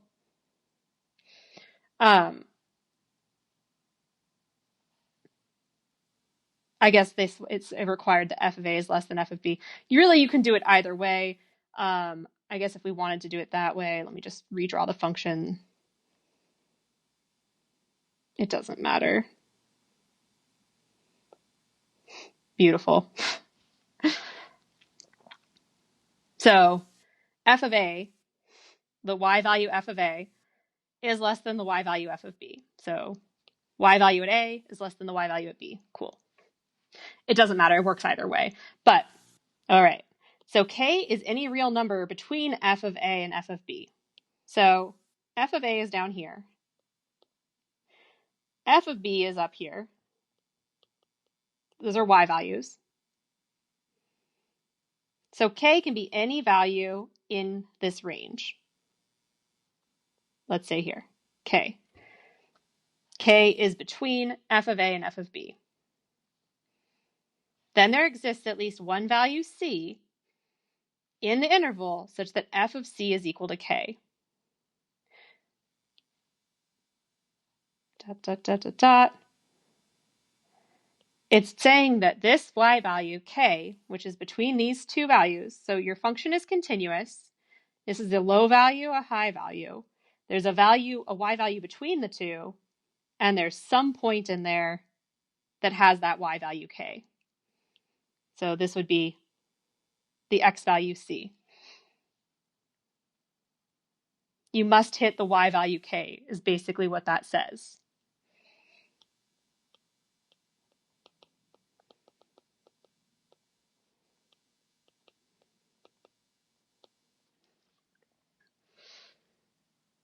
Which makes sense, right? If it's continuous, and here's a low point, here's a high point, and there's a y value in between there, if you don't lift your pencil up, of course you're going to hit that y value. So that's what it says. Here's it in use. Let's use it. So use the intermediate value theorem to show that the function f of x equals x minus cosine x has a root/0 between 0 and 1.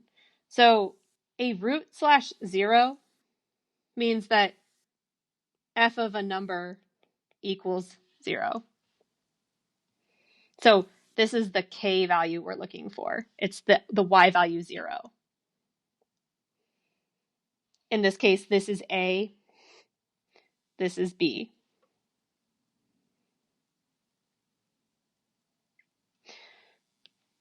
So f of a, which is f of 0, plugging in 0 to this function, 0 minus cosine of 0. This is 0 minus 1, because cosine of 0 is 1. This is negative 1. All right, so looking up here, negative 1. F of a is negative 1. F of b, we said that b was 1, plugging in 1. 1 minus cosine of 1. And if you put this in your calculator and your calculator's in radian mode, it should give you 0.4596 ish for f of b.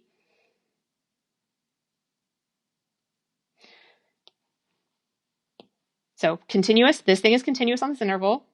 F of a is less than f of b. F of a is less than f of b. And then then for any value between these two values, there's at least one value c, such that f of c equals k. So in our case, our k value that they're looking at was 0. Since 0 is between those two numbers, right, this one is This one is less than 0. This one is greater than 0. That means somewhere between 0 and 1, the function hits the y value 0.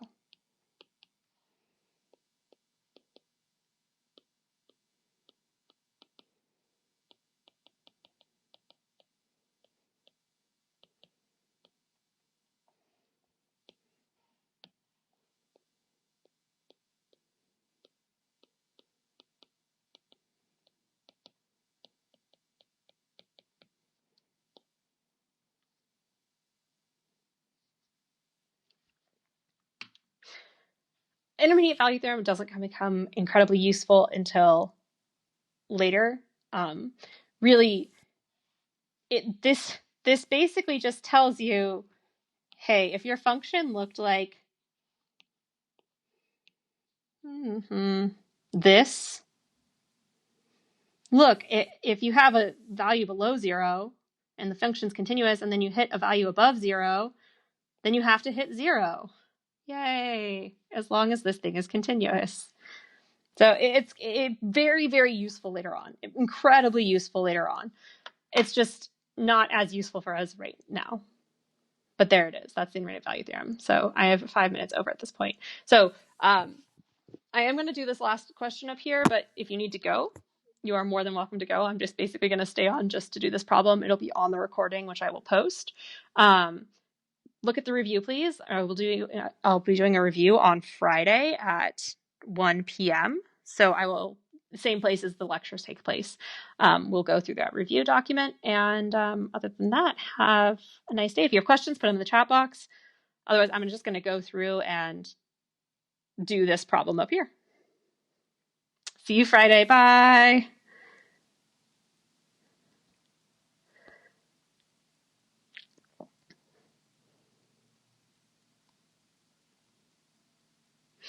All right.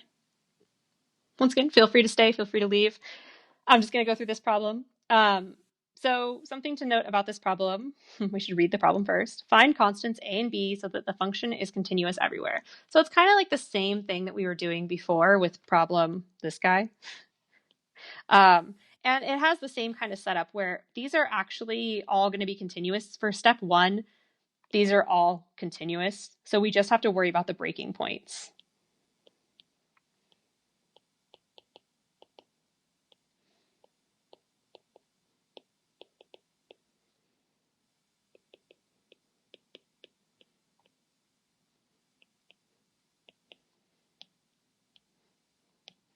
Continuous.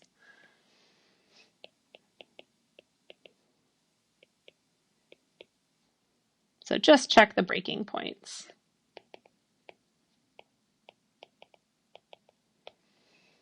So our first breaking point is 1. So we'll check x equals 1 first. And we're going to do the limits. So we need the limits as x approaches 1 to exist. So we need the left and right hand limits to be equal.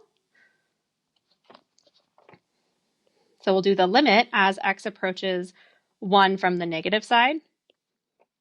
That's going to be using the top part of the function. So the limit as x approaches 1 from the negative side of 7. And the limit of a constant is the constant itself. Going from the upper side, we're using that middle piece because we want this guy right here. So the limit as x approaches 1 from the positive side of a cosine pi x plus 2bx. When we plug in 1, don't make the mistake I made on that other problem where I plugged it in for x in for k. You're only plugging 1 in for x.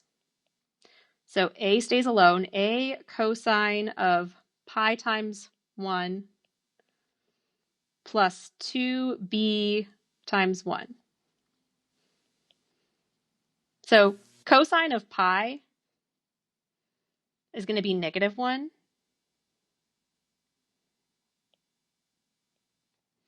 So we have a times -1 plus 2b. This is -a plus 2b. Now, if we tried right now to just, like we did before, set these equal to one another, there's not enough information to solve for a and b. I'm going to probably need a tiny bit more room, so I'm just going to love having an iPad. Bam. Squeeze that up there. But it is true that we need to have this equal this. There's just not enough to solve yet. So we need 7 to equal negative a plus 2b in order for us to have a continuous function, because the left and right hand limits need to be equal. So the next breaking point is 2. We're going to check the left and right hand limits there. So we'll check from the lower side of 2, and that's going to be the middle piece. So a cosine of pi x plus 2bx. So plugging in 2 here, we have a cosine of, this is going to be 2 pi, because pi times 2 is 2 pi, plus 2b times 2. So cosine of 2 pi is the same thing as cosine of 0. It's 1. So we have a times 1 plus 2 times 2 is 4, so 4b. So we have a plus 4b. And the limit as x approaches 2 from the positive side is going to be the last piece on the function, which is 5. And the limit of a constant is the constant itself. So we need these two things to be equal for this limit to exist. So we need 5 to be equal to a plus 4b.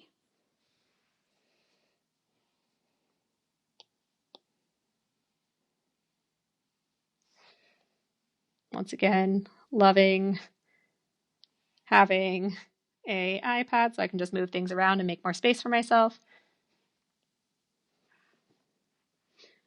So these two equations, oh, that's fun. These two equations have to both be true, right?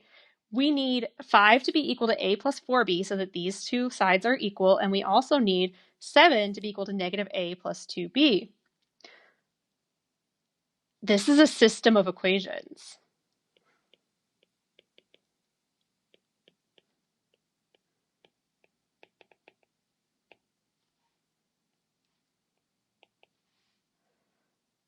We can solve a system of equations. So it's as if we had, typically we put the variables over here, negative a plus 2b equals 7, and a plus 4b equals 5. Now you could do substitution, you could method of elimination, you could do either of those. I guess technically you could graph, but that seems like a weird thing to do here. I'm just going to use elimination, because if I add these two together, the a's cancel. So negative a plus a is 0, they cancel. 2b plus 4b is 6b. 7 plus 5 is 12. Then dividing both sides by 6, you get b equal to 2. So if b is equal to 2, to figure out what a is, you can plug into either of these equations, but I'm going to choose this guy here. So I have a plus 4 times b is 2 equals 5. A plus 8 is 5. Subtract 8 on both sides. A is negative 3. So my answer should be a equals negative 3, b equals 2.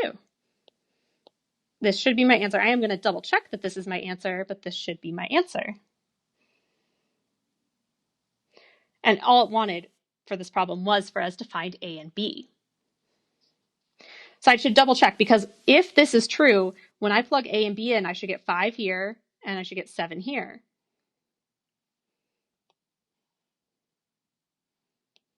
So plug in negative 3 plus 4 times 2. That's negative 3 plus 8.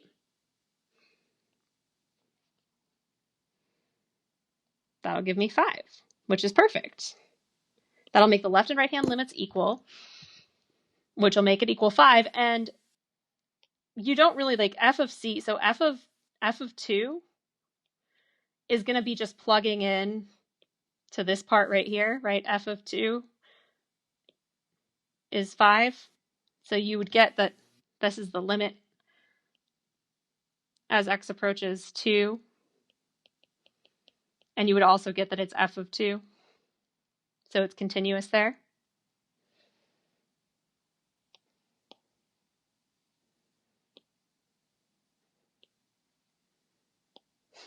Move this down here.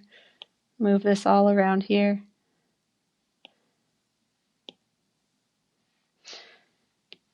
Just so I can have room over here. Now we want this to be 7. So we have negative, and then a is negative 3 plus 2 times 2. So negative 3 is positive 3 plus 4, which is 7. So these two are equal.